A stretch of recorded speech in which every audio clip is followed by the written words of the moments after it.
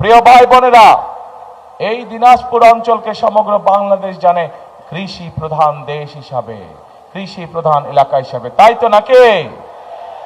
এখন এই কৃষি প্রধান যে অঞ্চল, কৃষি প্রধান যে এই এলাকায় আমরা চাই কৃষির সাথে সম্পর্কিত শিল্প গড়ে তুলতে ধীরে ধীরে, যাতে করে কৃষির সাথে, যেমন এই এলাকার লিচু বিখ্যাত, বাংলাদেশ বিখ্যাত, জগৎ বিখ্যাত এই এলাকার লিচু, কিন্তু এই লিচুকে প্রক্রিয়াজাতকরণের মাধ্যমে আমরা বিদেশে রপ্তানি করতে পারবো।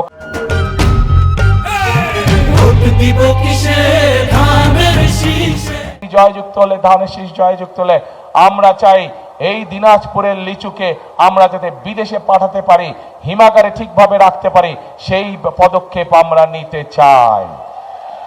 প্রিয় ভাই বোনেরা, এই এলাকার কাঠারিভোগ চাল জগৎ বিখ্যাত, এই এলাকার কাঠারিভোগ চাল, এই চালকে আমরা পৃথিবীর আনাচে কানাচে রপ্তানির মাধ্যমে পৌঁছে দিতে চাই। আপনারা কি চান?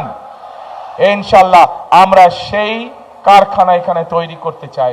লিচুর জন্য আমরা লিচু যাতে প্রক্রিয়াজাতকরণের মাধ্যমে সারা পৃথিবীতে পৌঁছে দেওয়া যায়, সেটির কারখানা আমরা এখানে তৈরি করতে চাই। প্রিয় ভাই বোনেরা, এই এলাকায় শুধু রপ্তানিমুখী বা শিল্প স্থাপন করলেই হবে না।